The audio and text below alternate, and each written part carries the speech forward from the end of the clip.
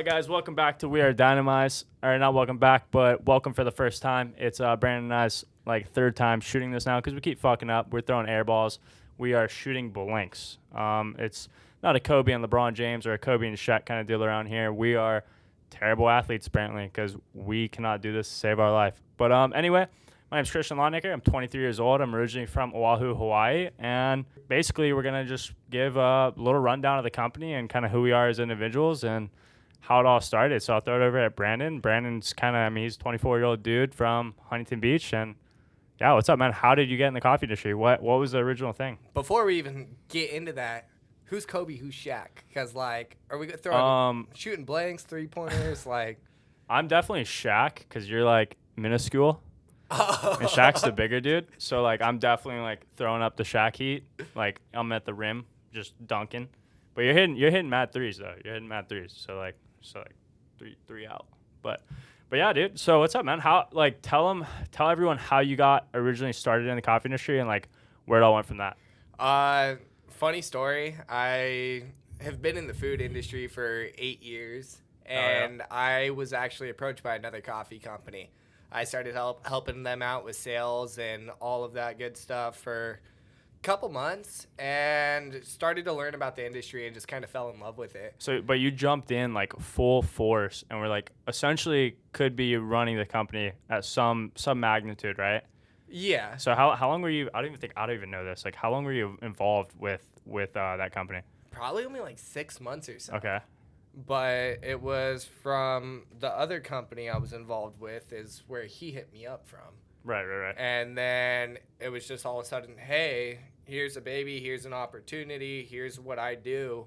And a lot of it kind of ended up being he was full of shit to a certain extent. Right, which half people are in the world. Don't get me wrong. Yeah, but for sure. At the same point, it was just all right, yeah, no, it's not how I want to run things or be involved with it, period. And I didn't want to put my name behind it. So I was like, yo, fuck it. Let's put together a better infrastructure and do everything the right way from the very beginning. Right, which is kind of perfect timing because, me and you, we talk all the time on, how similar, our mindsets are, right? Yeah. And, we'll dive into our mindsets a little bit more and throughout more and more episodes, shit like that, on how we establish who we are and how we're continuing to grow and move forward and everything else. But you got involved with that company, and then that was when we met. That's right when we met. That's what I'm saying. You were coming to Oahu to shoot what was product photos, right? Yeah. Yeah. So Brandon was coming coming to Oahu to shoot product photos, and that's when we first met, which is about 3.5, 4 years ago now. Barely even knew each other. He wasn't even tying me into the coffee company or anything. I was running a water sports company at the time, and he was doing his thing.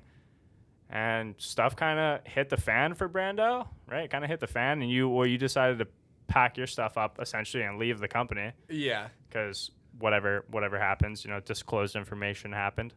But no, and then we kind of just kept chatting, huh? And then kept chatting, kept going back and forth, and he came out here a couple different times, and I'm like, yo, dude, pack your shit, get over here, over here. Yeah, straight and up. They're like, yo, there's no chance I'm moving to California. Yeah, I was pretty dead set in Hawaii, but it was both very crucial, interesting times for both of us, where it was super key moments because I was over what I was doing, you were over your current ventures at the same point. Yeah.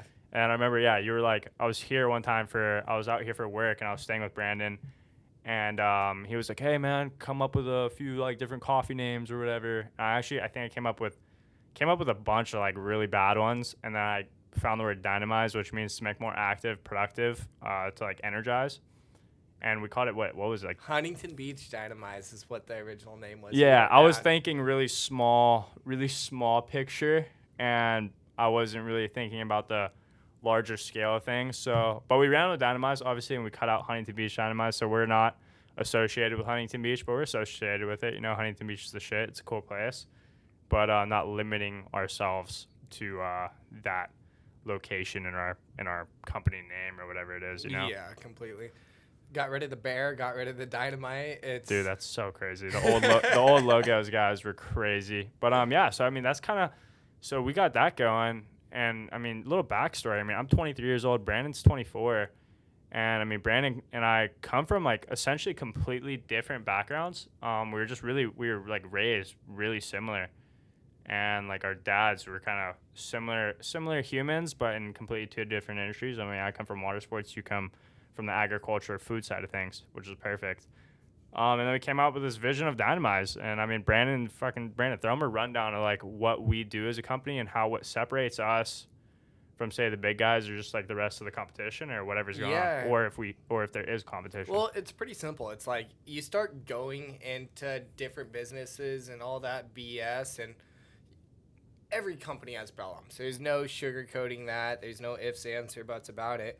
But it's simple. We want to offer a source that people could trust. We want to work with farmers. We want to build relationships. And every aspect of the company is just broken down for doing good for the customer, getting them to get out of bed and actually live life and do shit, build relationships with the farmers, making sure they're financially taken care of, and offering it at realistic prices. Yeah, 100%. I mean, and it's so cool how like everything like kind of came together. Everyone, if you can like see the screen behind me there, I mean, that's a drone shot of our farm in Costa Rica.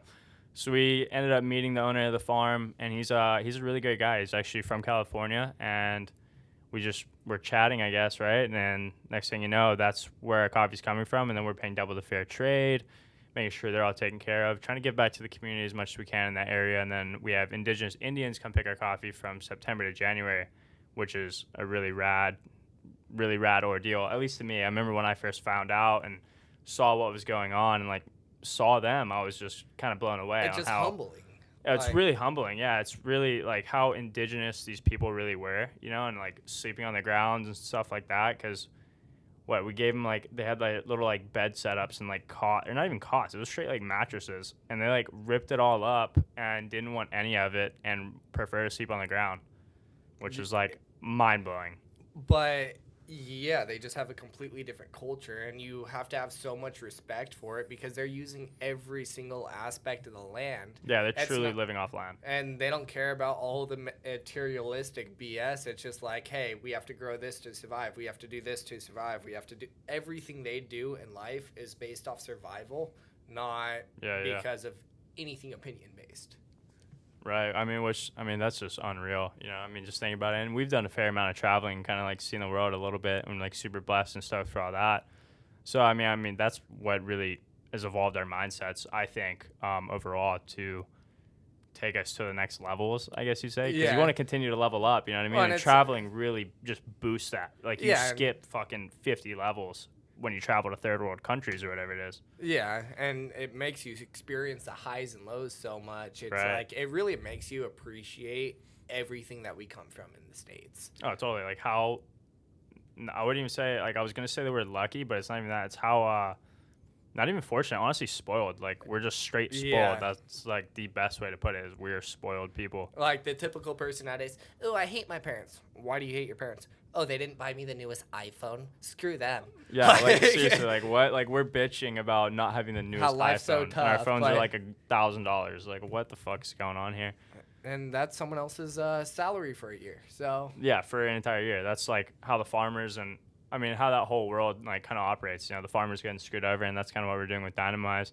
But I mean, a little back end for you guys. We'll kind of jump in and tell you like who Brandon and I are as individuals, and then touch a little bit more on how we met and how it's kind of all evolved. Because I mean, I really just packed up my shit and just moved within like a 2.5 week period. Like I wasn't happy. You were ready to go. I was like, I don't know. Let's be real. We were both broke as shit. We were both just like tripping, and we were like, fuck it. And then just full send. And then I came out here and bingo, now we're here. I mean, we've been operating now for like a little over 2 years now. We got a bunch of cool stuff going on, you know. We got cool stuff going on right now. We're not going to touch on right now, but we got cool stuff going on. We'll give you guys as a you get later. To know us, it's like we're going to keep you updated with what's going on in the company as things come together, where you can find our products. Because right now, online, couple small restaurants, grocery stores, all that BS, nowhere too special. But we're going to take it to the next level on that one. Yeah, hopefully you guys can buy our stuff in like Whole Foods and stuff like that soon. We're talking to some cool people, and hopefully we're going to be getting some beverages out to you guys. I know all you people are lazy out there just like me, and I just want to drink it straight out of a nice bottle. So we got some cool, sustainable things coming for you guys soon. But yeah, I mean, real quick, we'll jump into it. So Brandon's 24. You're 24 years old, dude. I mean, dude, like we're basically brothers at this point. Everyone thinks we're brothers, but tell them like what background you come from, and I'll jump in and tell them my background. Completely polar opposites, but we're fucking brothers and like almost identical. Yeah. You grew up more places than I did, I guess, to a certain Yeah, I mean, extent. I moved bouncing around for sure. living life on that end. But I was extremely blessed to go to school in Huntington Beach, California, and be extremely social, meeting people, everyday conversations, all that good stuff, as well as growing up in a town of 129 people. Where is that? Greenville, California. It's 100 miles north of Tahoe. Guys, that's the middle of fucking nowhere. I've been there, and we were there for 3 days, and I was so over it. Like, I'm not a city guy, but I'm by no means the middle of nowhere type of guy. Like me, off grid. Any ladies trying to go off grid, I'm not your guy. The guy behind the camera, our good homie. He's the guy for you. His name's @GregSafarian on the gram. Go follow him. But so you came from a ranch in Northern California, essentially, like half and half, like you're saying, of literally the middle of nowhere. So you went from the most crowded place in the U.S. to a place that's not even really on the map. Literally from the house, there's no one around for miles. I actually got ran over by my brother when I was 8 years old, and I got like 20-some stitches across my forehead. The nearest hospital is 2 hours away. Oh, hell yeah. We've had a lot of those, too. A lot of, like, long incidents where we have to travel a lot. I mean, you dislocated your shoulder last year in Mammoth snowboarding, and, I mean, that's a 5-hour drive home. And we were like, oh, shit. Obviously, there's a hospital closer than that, but they didn't know what the fuck they were doing, to be honest. Like, shout out to them, but they kind of bent you over. So yeah, that was kind of lame. But yeah, so I mean, you're from a ranch, from Huntington Beach. I mean, grew up in the food industry. I mean, what else going on, dude? Like, tell the people what you like to do. What does Brandon do in his spare time? What's your go-to day, man? You just want to lay out on the couch? What are you doing? On the computer. On the computer, yeah. So Brandon, You know that, Brandon is he's Geek Squad. He's part of Best Buy's Geek Squad. He's just doing research 24/7. But he's really the brains of the operations, you know? Like, I do all, like, the marketing and stuff like that, but he dives straight into his computer, and you will not talk to him for a few days sometimes. Yeah. He's gone. I just like understanding infrastructure of society, life, how it works, different business models, and truly engineering from I drive down the road and I see construction equipment on the side of the road, and I'm like, yo, how's that work?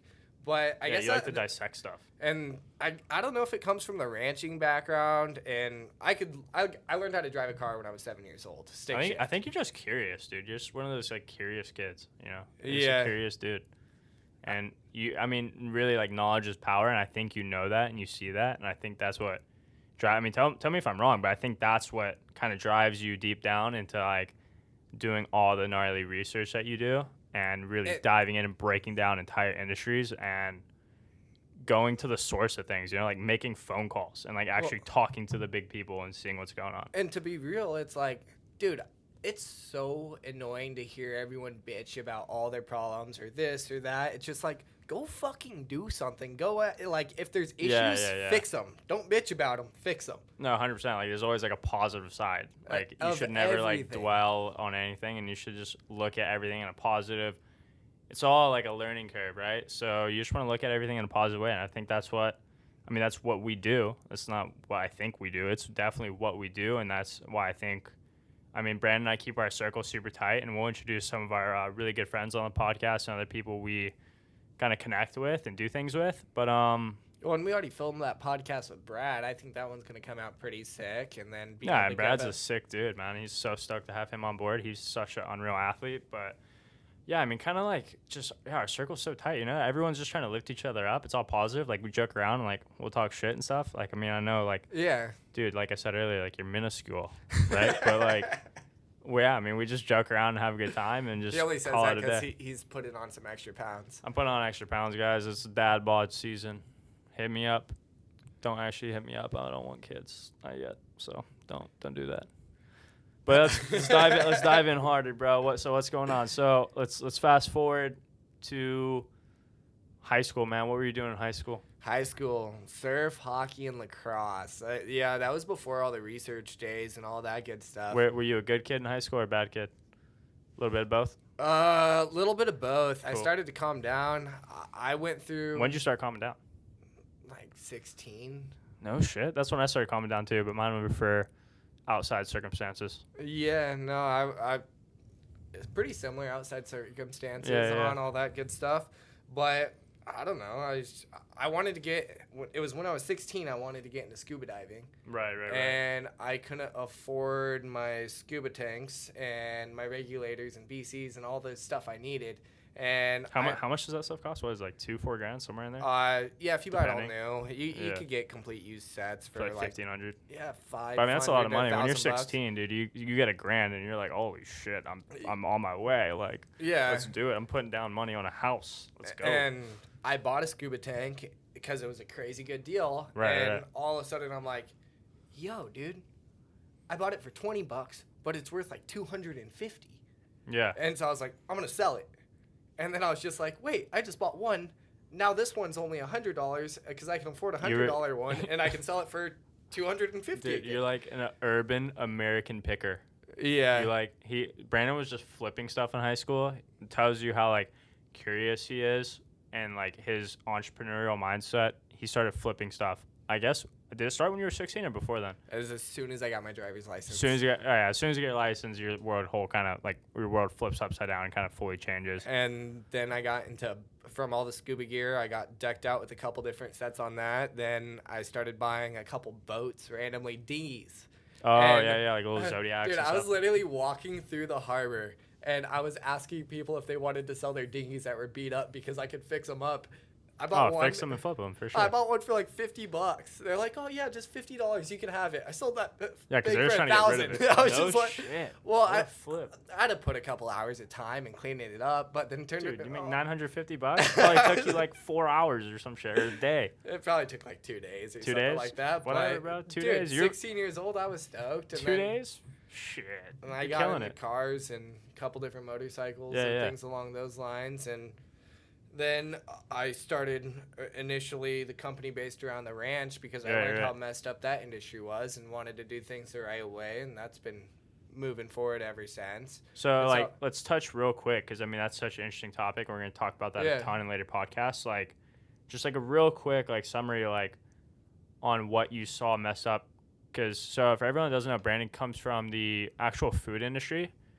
And he kind of just got an understanding on how farmers were kind of getting screwed over, not in just like the coffee industry per se. That's just where we were led, I guess. That's what we just got drove there. You know what I mean? We just picked up coffee.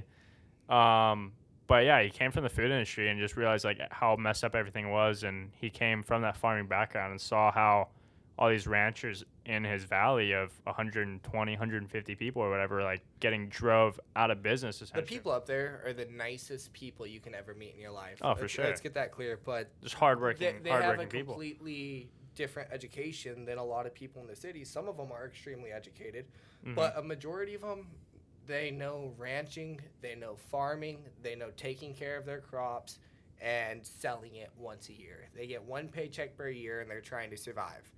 And so I started out just based off my property selling products, and I was doing all right. And then I'm like, whoa, hey, I need more product. And I started to see, hey, look, all of these people, they're going out of business left and right. Like in the last 5 years, I've seen over 20% of my valley go out of business. And I was just like, how can I build a structure? And that's because they're getting one paycheck a year, and it's at bare minimum. And they're like forced to survive off, say, 20 grand or whatever it is for an entire year. Yeah, and they have say hundreds of animals, and then they're making $100,000 a year, and you can spend that just on a section of fence line.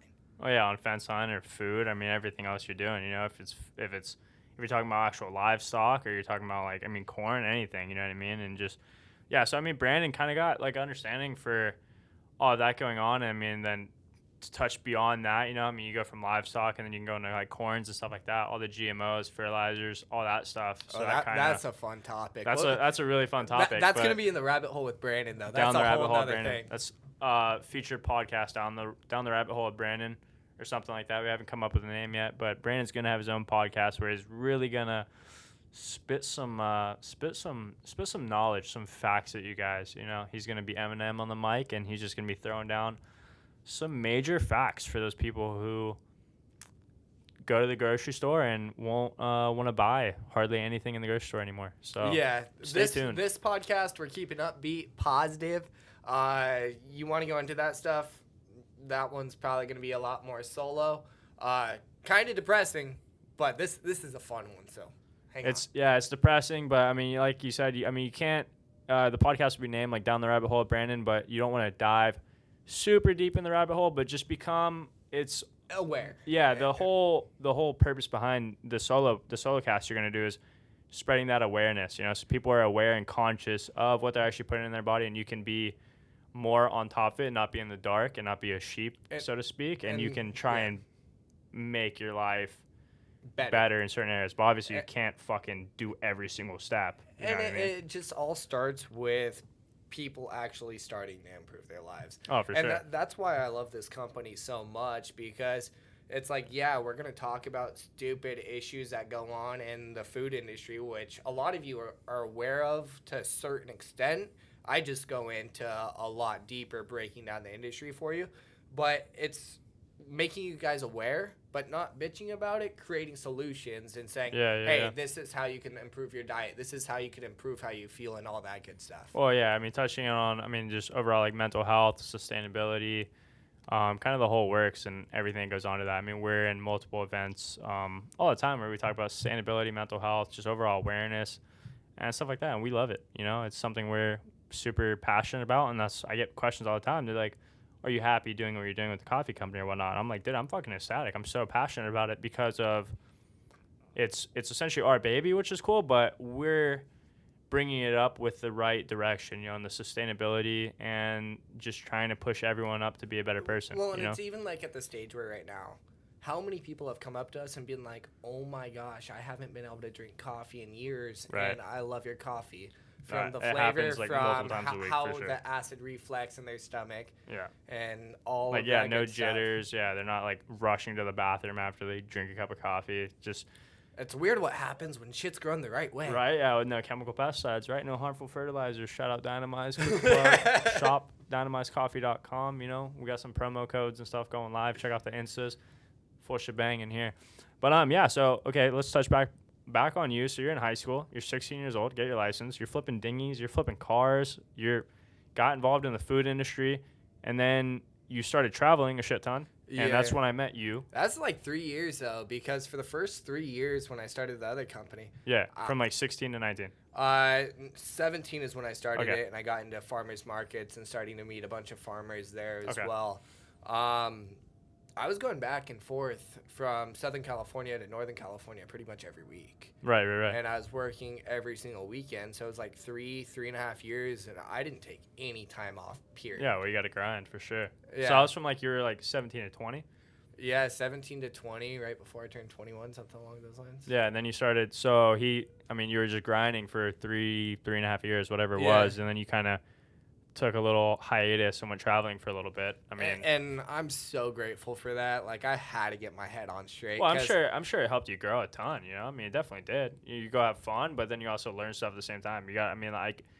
I know you tell me some of your like Europe trips, stuff like that. You really got to kind of figure it out. It's other languages and shit like that. Yeah. And you got to kind of figure it out. And you went solo traveling, which not a lot of people do, which is super rad. You know, I think everyone should go somewhere solo by themselves at least once or twice. You know what I mean? You learn a lot about yourself, I think. Well, even when I was going to see you and stuff like that, I wasn't going to see you, but I was just like, true. I'm going to hop on a plane and see where I end up, or going to Hawaii. And I knew some people there, but I didn't necessarily know where I was going to stay every single time. Like, I was like, yo, dude, hey, I'm at the airport. Can I crash at your house tonight? Yeah, so, that's real quick. Yeah, well, just break it down on how Brandon and I met. So, Brandon was coming to Oahu, and then he got involved with that other coffee company, and he came to Oahu, and he was taking product shots and stuff like that for the coffee company on Oahu. And I was really big into photo and video and stuff like that. And just ended up linking up through like mutual friends and stuff.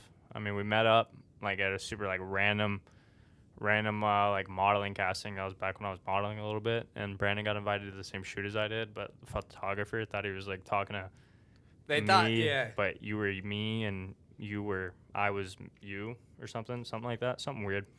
But yeah, we both showed up to this shoot, and we were just kind of bullshitting, huh? It was kind of a whack shoot, one of the sillier ones I've ever been to. You know, it wasn't that professional, so we were just kind of kicking it, and that was super rad. We were kicking it, and then one thing led to another. I mean, he went back home, but then you came back out to Oahu like I think like 8 more times in the span of like probably 6 months. And then I went like 18 times that year.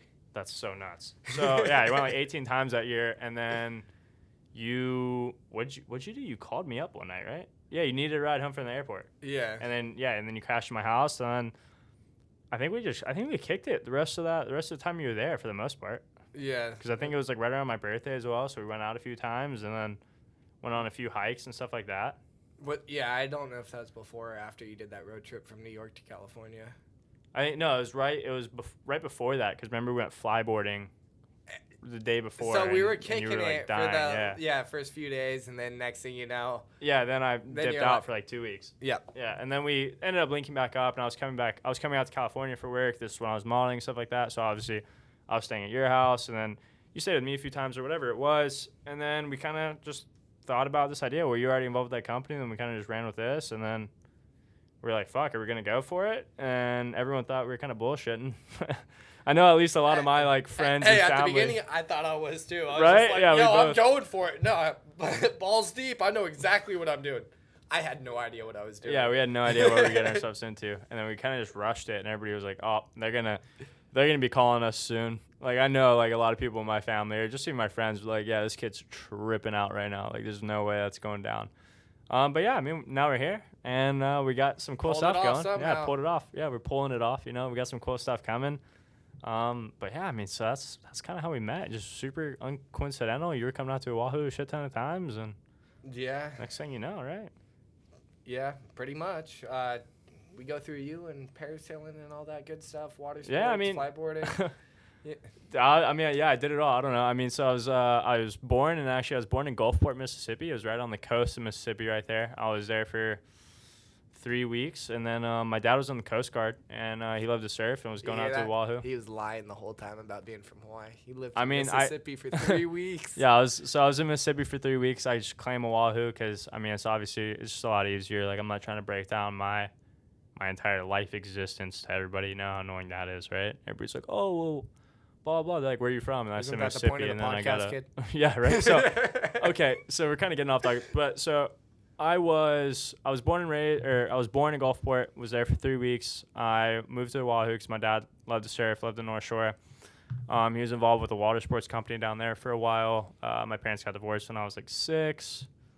I kind of a mama's boy, lived with my mom for a long time. My dad was kind of a workaholic and just worked a ton. And shout out my dad, he's the bomb. And as well as my mom, you know, they're both killing it. And they both, they taught me everything I know, you know, besides all my close friends and things like that. But what'd you do in high school?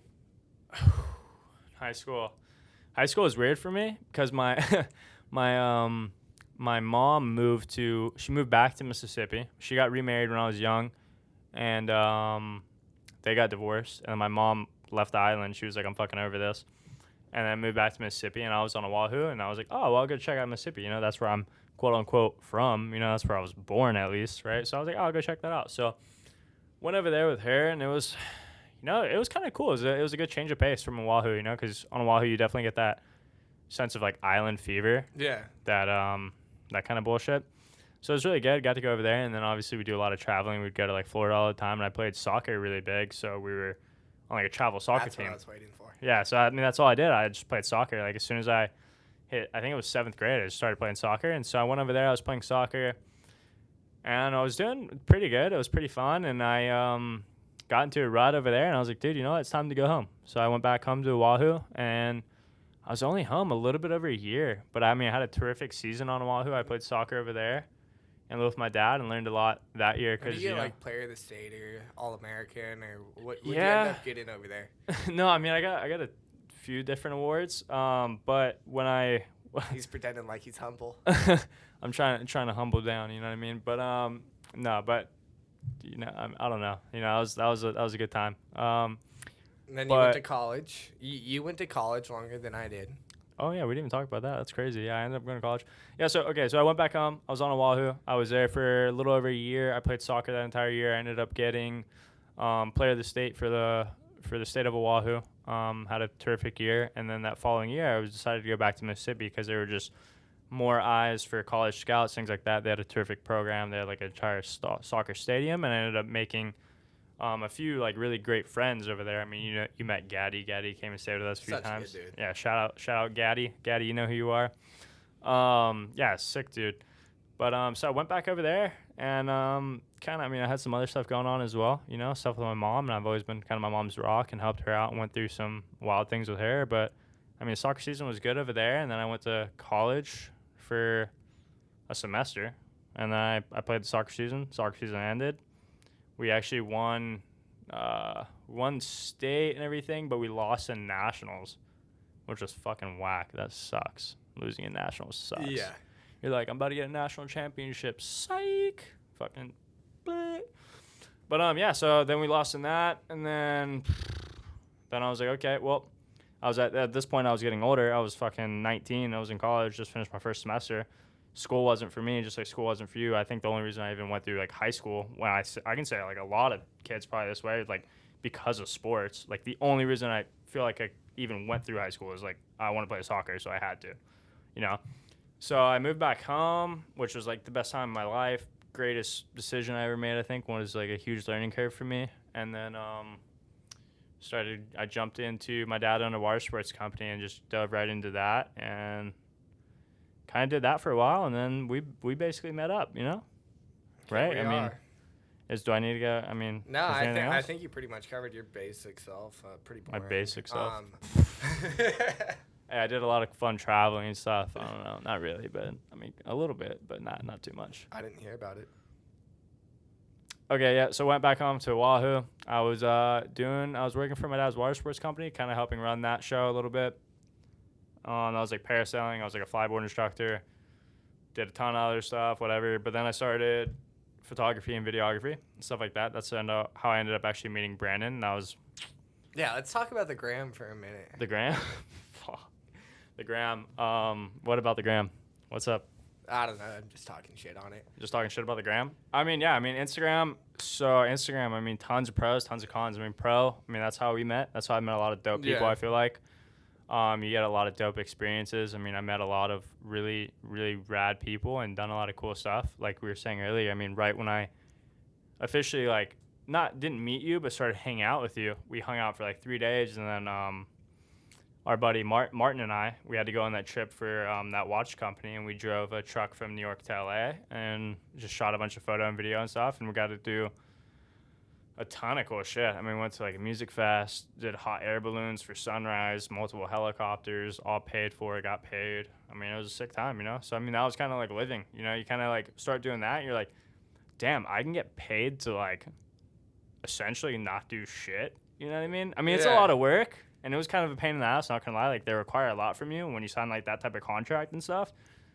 But, I mean, dude, you can't bitch. I'm fucking doing sunrise in Horseshoe Bend, and I'm from Oahu, and I'm like, this is the most fucking unreal place I've ever been, you know?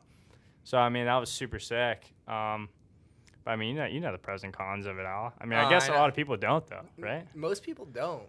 I mean, what are the pros and cons for you? I mean, I met you. Because you started shooting photo the same time I started shooting photo. Yeah. And we met a lot of freaking dope people from it. I'm super grateful for the gram. We talk shit on it as a joke because everyone tries to live that travel lifestyle. Yeah, well, I mean, it's so saturated now. Oh, you know? yeah. That's many what it people is. try to get into it so quick, and so few people are actually, like, niche into that. Yeah, niche. I mean, just like what I'm saying, like, who wouldn't want to go do that? Like, Exactly. I think everyone started to get wind of that, and everybody was like, yo, I'm put influencer in my bio or like public figure or whatever, and I'm like making fun of it, but I mean that used to be me. I have like a lot different outlook on it now, as we both do, or we all do. Well, now we just use it for positive. Like everything we do, it's not like trying to pretend like we're someone else who we aren't. It's just like, hey, this is who we are. This is the breakdown, and this is kind of why we do what we do. Yeah, and I don't even think it's so much like pretending to be someone you're not or whatever it might be. You know, the way I explained it to a lot of people, and when I like really started to like break wind of it, because like I had a lot of people with their prejudgments on me or whatever it was, because I mean I was modeling a lot, right? So I look like a major douche online, right, on social media or whatever it was. But it was coming with that like that awareness and that clarity like of yo, this is 20% of who I am and of my life. Like these are the picture perfect best moments of my life. This is the 20% of who I am. You don't know the other 80% or what's going on behind the scenes. So like stop pretending like you know who I am. You know what I mean? And a lot of people prejudge and think they know who you are, but really have no idea and don't even want to ask or don't even want to give you the time of day because they already assume you're this. They know you, yeah, you're this person or whatever it is, you know? But I mean, that's pros and cons, you know? I mean, that's originally how we met, and we're doing a lot of cool stuff with Dynamize through social media and stuff like that. But yeah, dude, interesting stuff, man. We should have we'll have a full blown like Instagram podcast talk. We got to get Stay tuned for that. Yeah, we're definitely gonna do that. There's so much we can talk about. Influencer on for you guys, dude. Get real influencer, but really just kind of explain that industry, dude, to a lot of people that are curious about it, that want to know shit about it, and there's a lot of people that think they know about it and really don't know anything. You know what I mean? Like I had a conversation the other day, and like this person's like telling me all this shit about social media and how much they know and stuff like that, and like not to be a dick, but I'm like, you have 3,000 followers. I'm like, I mean, not saying like you have to have followers, but like when you have some sort of following, like 20K plus, I'd say, like you start really getting the wind of it. And if you were in that zone 5-6 years ago when it was happening and all like the loopholes and how everyone really grew and got like to where they did and what people were doing behind the scenes that no one knew about, and everybody was like, damn, they're just growing organically really quick, which there were people that were doing that, but there were a lot of people scheming up, doing some funny, doing some shady shit. So definitely gonna talk about that. That's a podcast I could really jump in on and really. I think that one will be funny. We gotta throw. I could have a fun time doing that. So we'll call it like exposing Instagram. Stay tuned for that. That'll be dope. But I mean, real quick, we'll just talk a little bit about Dynamize. I guess we can let's pull up this video real quick. It's kind of like our main video. We'll get Greg to zoom in on the TV here. This is our main video, kind of what we're about as a company, and it's our first vision of Dynamize, so it's not our best work, but it's pretty sick work and kind of showcases the farm and what we've done. So here we go.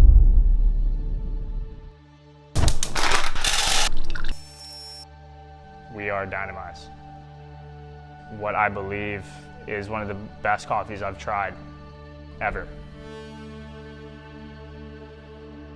I want to go into our story and how we really got started. There's no true way to spell it out in 2 seconds. It's just been kind of more of a story of my life growing up in the farming industry. Over the last 5 years, I've seen over 20% of the ranchers in my valley go out of business. I just started to do more and more research on where the beans actually came from.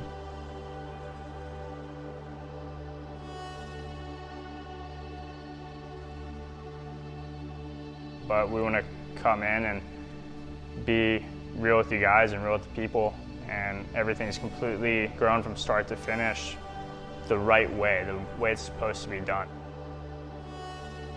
It's like with all of the coffees we purchase, we're paying over double the fair trade minimum, making sure the farmers have the foundation for survival, making sure they can afford to feed their families, can afford to get adequate water sources.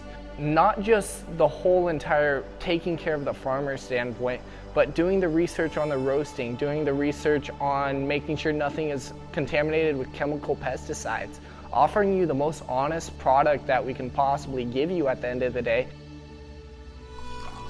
Our coffee's from Costa Rica. We've personally been to the farm multiple times now. The production, everything that goes into this coffee in the coffee world is absolutely insane. So what we want to do as a company is kind of educate the consumer.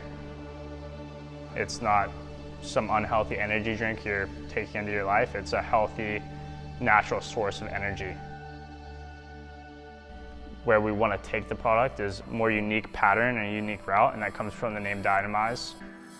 Then everything behind the company means just go out and do what you want to do, be the happy person you want to be, and live your life to the fullest.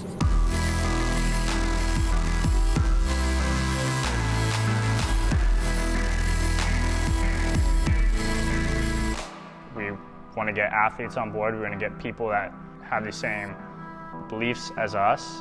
Not even necessarily lifestyle, but same goals and aspirations. Pretty much everything it comes down to is offering that product that can get you to kick life in the ass and be confident where it came from.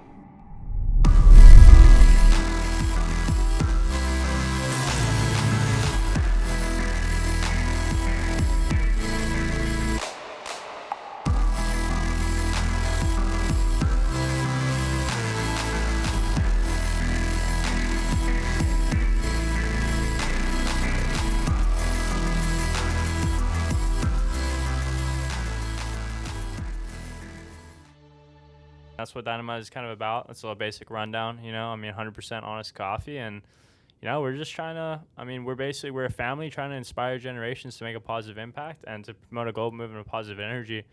So kind of touch in a little bit before we sign out of this podcast, Brandon, let's give a little basic rundown on kind of everything we do with Dynamize as a company and how we're trying to be as sustainable as possible, and kind of how the industry is fucked up in certain areas, or pretty much all areas, Yeah. Well, it's when you want to go into that industry and truly break it down, why we're so passionate about it now, it's 99.8% of that industry is really owned by 3 companies. You could break it into 5. There's all kinds of different aspects, but it's seeing all of the farmers truly get fucked over at the end of the year. Oh, 100%. You look at the and then even beyond that, it surpasses the farmers. Not only are the farmers getting fucked over, all the consumers getting fucked over, because not many people know this, but all coffee in the U.S. is secondary coffee. The coffee they allow in the U.S., they won't even allow in places like Europe. 60% of it. Yes, 60% of the coffee in the U.S. What is it? Yeah. What is the statistic on it? What is it?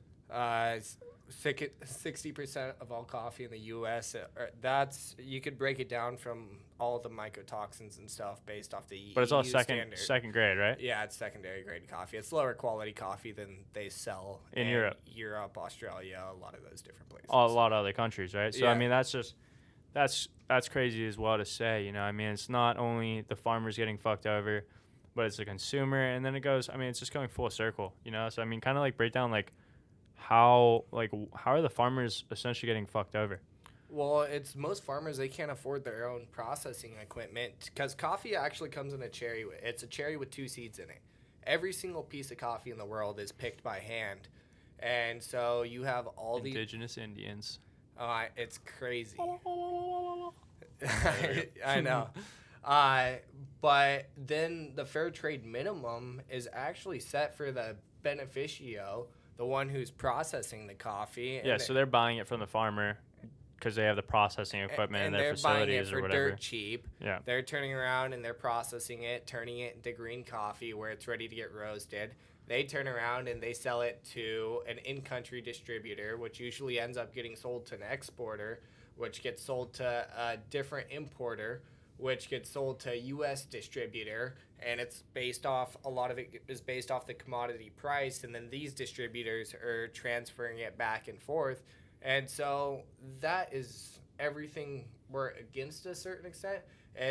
We could go and buy coffee in the U.S. extremely easily, but if we're going to be paying the money no matter what, why don't we give the money to the people who are putting in the hard work and effort and risking everything they have? Yeah, meaning go directly to the farm. And I know, we're in talks with a few other farms, so we're not moving on to those other farms yet until we max out our current facilities in Costa Rica. But it's going directly to the farm and not we're cutting out, 10 to 12 middlemen or something crazy like that? Yeah, that's on the beverage side of things more than anything. But, so we're just in the green coffee realm of things. We're cutting out 4 to 5 middlemen then. Yeah, exactly, at least. Yeah, so, what we're huge on, not even the sustainability factor and then the consumer side of things, but it's just making sure the farmers are able to, feed their families. They're able to provide for, I mean, not only their families and themselves, but their communities and everything else going on, and they can survive adequately and can produce their next crop for next season, and they can get the proper equipment in their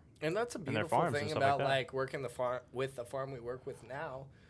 He originally said earlier in the podcast that he's from California. He is. But he heard this whole entire story with his wife's family trying to survive. His wife's from Costa Rica, guys. And he found out that his wife grew up picking coffee. Her whole entire family grew up picking coffee, and found out they were having trouble trying to survive to a certain extent. Yeah. And he went and bought property to give them jobs, essentially. Yeah. Least greedy, most genuine person you can ever imagine. He was the one who went in and put the power lines in, because it's essentially the same exact thing we're doing, is because I mean this kind of stemmed and started from like essentially a passion project. Like obviously like I mean, yeah, there's money involved, whatever it is, but you know, I mean, you and I. It turned into a passion project. It's a real big passion project, you know, and that's how he got into it, was from a passion project trying to help out his wife's family and that surrounding community that she came from, which is super unique, you know, super unique, and it's kind of a heartwarming moment, you know, super rad guy, and his wife's amazing, and the whole family, the whole farm, the community is super cool, and it's just a rad thing we're doing, and they're doing so. And it's so weird when it's like humbling when someone is like, dude, you have no idea how many jobs you just created. Oh, for sure. It's just those conversations, it makes everything we do, because we have our own ups and downs going through life. Like, that's just called life. Yeah, exactly. And then hearing all these different stories of all the different people that we're impacting, it truly is like, wow, coming down to earth moment. Like, coming down to earth moment, and I mean that's what it gives us so much more like drive, like so much more gosh, drive. We're doing good. Yeah, like, exactly. How could we make a larger impact? How can we help more people? Yeah, how can we impact the most amount of people and impact their life in a positive way? You know, starting from, you know, we say it multiple times, and I say this a lot when I'm talking to either regular customers or new customers or whatever it is, that we do everything right from start to finish. You know what I mean? We're doing everything right at the farming side of things, to the processing the beans or the cherries into green bean coffee, and then we're shipping it to the Long Beach port. We got our facility in Huntington. We roast everything fresh, and we're making sure our consumers are not only getting fresh product, but they're receiving sustainably grown, humanely harvested product. You know what I mean? That's still full of antioxidants and hasn't been contaminated with any harmful fertilizers, chemical pesticides, anything like that. You know, it's just grown the right way. We're environmentally focused. Yeah. And that's one of the things why we don't use the word organic. The USDA legally owns it. We'll go into that in the rabbit hole with Brandon. Yeah. It's just... No, it's interesting, though, dude. I think everyone needs to kind of know, you know? So, what's up, dude? Let's just do a basic summary. We'll wrap this up so you guys aren't watching for too much longer. Yeah. But like you're saying, the FDA owns the word organic, literally owns the word, and you got to pay them a percentage of sales, right, at the end of the year. Yeah, there's different certifying organizations on that end. But it started out as organic was a 100% positive thing. And it's actually the most difficult on the farmer's end to get a facility certified organic. If you're just processing, you can do it for like $1,200 a year. It's not rocket science. Yeah. But when it comes to the farmer's end, it is based off how much product they're actually producing. Every single pound of product has to be tracked. And it originally started out, you can't use any chemical pesticides. You can't use any fertilizers. And really what has happened over the years is they've created way more fucked up fertilizers and pesticides that you can use. Yeah. And then you start going into chemical after treatments of the product. Right. You go into all the different sulfurs and fluorides and stuff like that, and you could put that on a product in a gas form, and that has nothing to do with the labeling of the product the labeling of organic, you break all that down, and then you can go even deeper in the rabbit hole and research on what those impacts are on the human body. It's just because it's all a dollars and cents game. Yep. It's a bunch, I mean, it's all greed based, you know, and that's what we talk about nonstop around here is just greediness, you know, like not becoming greedy. And as soon as you get that that sense of greed and that urge of, oh, I'm being greedy now, you're gonna start doing the wrong thing essentially, you know. So I mean, just talking about that, and then I mean, like, there's all these loopholes and stuff to certify your product as organic and whatnot, and all this other bullshit, you know. And we'll talk about all that later on. But just know, guys, we're just trying to give you guys the most honest, quality product at the end of the day, and hoping we can kind of impact your life in a positive way, you know. I think you hit the nail on the head with that one. Yeah, 100%. But I mean, well, I guess, wait, you want to sign out? We'll sign out. Yeah, let's call it. All right, guys, we're signing out. Thanks for tuning in to We Are Dynamize. Hope to see you next time. Appreciate it. Like and subscribe.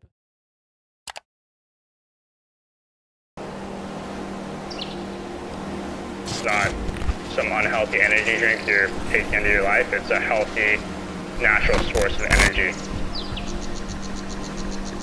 We are Dynamize.